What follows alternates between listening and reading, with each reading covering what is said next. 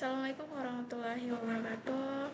Baik, sebelumnya perkenalkan, nama saya Regina Mutisaji dengan NIM 551424016. Baik, di sini saya akan mempresentasikan konsep rancangan rumah tinggal profesi yang saya ambil, yaitu profesi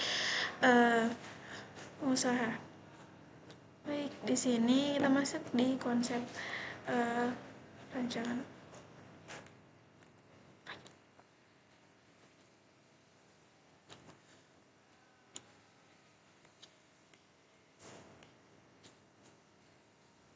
Baik.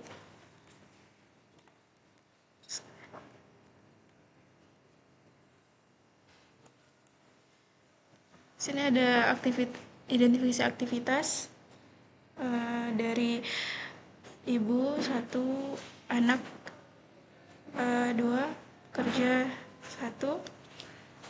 Nah, di sini bisa dilihat. Oke.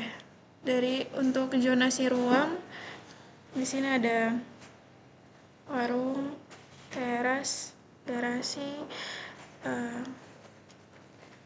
Untuk servisnya dia ada di gudang, dapur, tangga, garasi, dan privat. Untuk diagram aktivitas, ini ada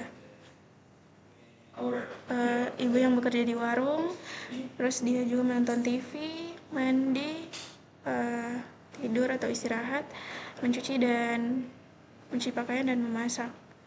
Kerja. Oke. Untuk diagram ruang, ini bisa dilihat untuk publik, teras. Untuk publik itu ada teras, ruang tamu, dan warung.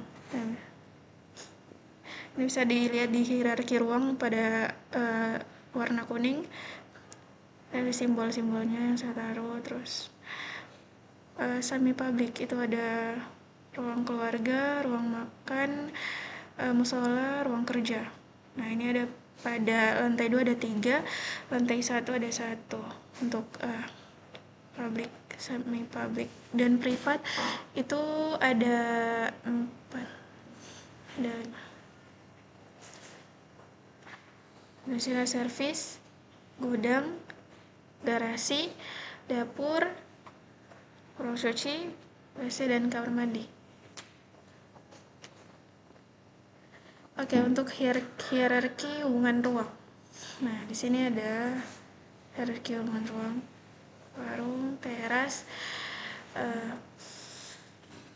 Warung berhubungan langsung dengan teras, terus sama ruang tamu. Terus ada gudang, berhubungan langsung dengan teras. Ini ada kamar tidur karyawan, berhubungan langsung juga sama teras. WC dan kamar mandi berhubungan langsung dengan teras. Dapur sama ruang makan, ruang tamu, kamar tidur utama, kecuali garasi.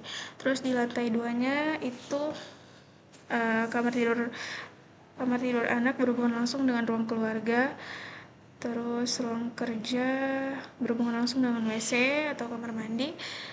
Musola berhubungan langsung dengan WC dan kamar mandi. Ruang cuci jemur juga sama ruang tidur utama.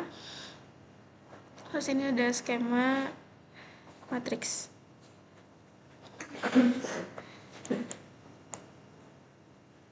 Nah, ini ada tabel besaran ruangnya.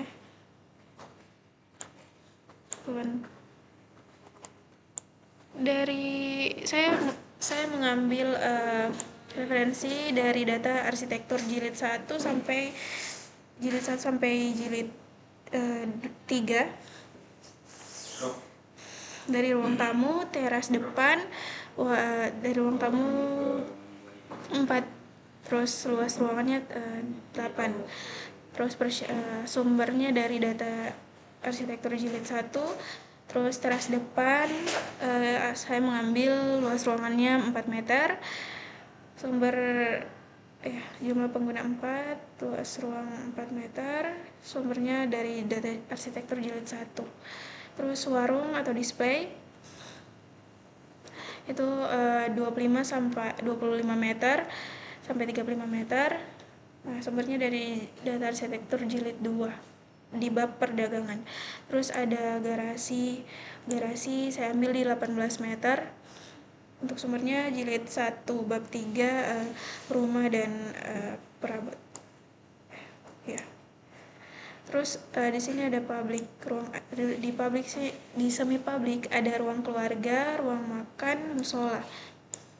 Nah, sini saya ambil di sumbernya dari data jilid 1 sampai jilid 2. Terus dari semi privat ini ada teras, ada ruang kerja, ada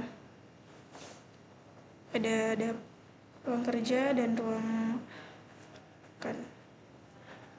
Terus ada servis di sini ada dapur, area cuci dan gudang.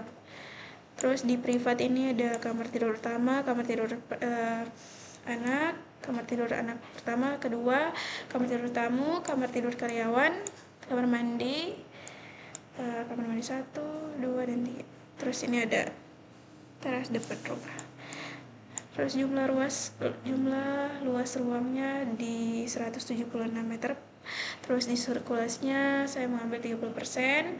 Jadi luas ruang termasuk sirkulasi itu sekitar 222,8 meter. Dua lantai 1 dan 2. Lantai 1 137,8 dan lantai 2 2,200 enggak deh, lantai 2 nya 20,91. Terus di sini untuk zoning dan site plan-nya. Ya, pada zoning ini saya mengambil di daerah wilayah. Site-nya saya mengambil di Jalan Arif Rahman Hakim.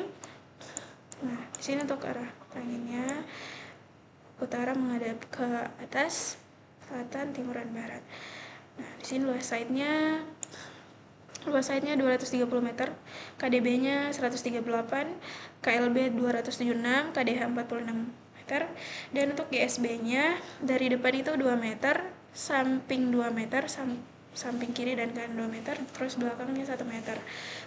Nah, untuk bangunannya 13,5 untuk panjang dan lebarnya 10. Di sini untuk peletakan dari konsep dari bubble diagram. Nah, di sini saya sudah aplikasikan ke site bagaimana penempatannya nanti. Oke. Jadi orientasi bangunan arah timur laut. Dari utilitasnya sepanjang koridor jalan utilitas listrik menggunakan jaringan udara dengan tiang PLN. Terus jaringan distribusi air PDAM berada di bawah tanah, terus kurang lebih 2,4 inci di sepanjang tepi jalan. Terus ini ada drainase berupa saluran terbuka di tepi jalan juga. Terus di sini ada perancangan jalan umum, lampu jalan LED sudah tersedia di beberapa titik. Terus ini trotoar tersedia juga namun belum konsisten di sepanjang segmen, lebarnya sekitar 1 sampai 1,5 meter. Kondisi sebagian rusak, terus sistem persampahannya juga belum ada TPS khusus yang menangani persampahan. Nah, terus ini ada tampak dan perspektif. Ini tampak depan, tampak belakang, tampak samping, kiri dan samping kanan. Nah, ini untuk side plan-nya. Jalan Arif Rahman Hakim. Saya mengambil di paling sudut agar, nah di sini kan saya mengambil konsepnya tuh pengusaha dan dia membuka warung di dalam, jadi warungnya itu digabung sama rumah. Jadi saya kayak inisiatif untuk mengambil site-nya tuh di paling ujung di pertigaan agar kelihatan sebuah toko dan bisa lebih antara orang berbelanja nanti. Oke. Jadi desain rumah tinggal ini berprofesi bertemakan atau mengambil konsep berkelanjutan, sebagaimana yaitu pendekatan desain dan konstruksi bangunan yang mempertimbangkan dampak lingkungan sosial dan ekonomi dalam waktu jangka panjang. Dan konsep metode konstruksi yang saya pakai di sini saya ambil yaitu metode konstruksi 3D printing, di mana itu merupakan pencetakan 3D adalah teknologi yang memungkinkan pembuatan struktur bangunan secara langsung dari desain digital. Jadi proses ini tuh melibatkan penggunaan printer 3D besar yang dapat mencetak lapisan demi lapisan material konstruksi seperti beton. Nah, di sini saya pakai. Sini untuk konstruksinya potongan AA dan BB. Nah, ini denah saya. Nah, sini warung yang berdekatan dengan pertigaan tadi. Tujuannya supaya orang bisa langsung melihat kalau di sini ada warung. Jadi saya letakkan tuh di pertigaan samping. Terus ada sebelahnya ada garasi. Jadi pintu masuknya dari garasi, ada pintu masuk terus langsung ke ruang tamu. Dan di sini dari garasi itu akses bisa ke lantai 1 dan lantai 2 agar tidak mengganggu tamu, juga bisa diakses dari garasi dan lewat taman belakang. Nah, kalau mau ke lantai 2 kita bisa lurus, dan kalau mau ke lantai 1 kita bisa belok kiri. Dan di bawah tangga ada ruang makan. Di sini ada dapur, dan di luar sudah tersedia WC-nya tersendiri. Dan untuk setiap kamarnya terdapat kamar mandi dan WC di dalam, kamar mandi dalam. Nah, ini untuk akses lantai 2-nya. Sini ada void yang saya pakai. Sini ada selepas tangga ada musola. Samping musolanya ada ruang cuci. Terus di sini ada kamar tamunya di atas, kamar tamu, kamar tidur anak 1 dan 2. Terus ada ruang keluarga sama ruang kerja. Ruang kerjanya di samping ruang keluarga agar nanti bisa kayak kumpul keluarga. Terus kalau misalkan ada kerjaan nanti tidak jauh dari keluarga. Oke. Untuk fondasi yang saya pakai itu fondasi batu kali sama fondasi telapak. Nah, di sini ada dinding transram self 20 kali 20 30. Terus ada lantai keramik. Saya menggunakan lantai keramik. Terus batu panjang fondasi 135, lebarnya 70. Terus ada fondasi telapak di sini lebarnya 5, menggunakan besi 14 10. Ini kolom utama. Terus ada besi 14 by 10, 80 dan lebar 80. Oke, di sini ada elektrikal, penempatan lampu. Di warung itu saya menggunakan 6. Terus di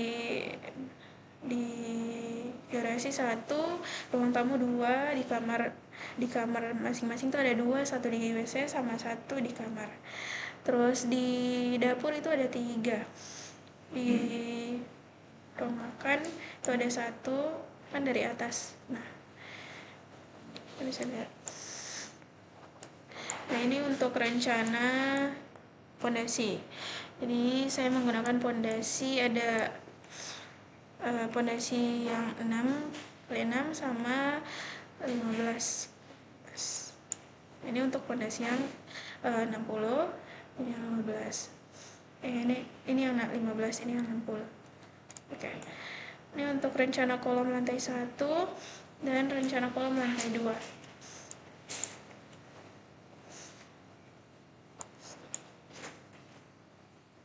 Baik, mungkin itu saja yang bisa saya sampaikan. Jika masih ada kurang, saya mohon maaf. Lebih dan kurang saya mohon maaf. Wabillahi taufiq wal hidayah. Wassalamualaikum warahmatullahi wabarakatuh.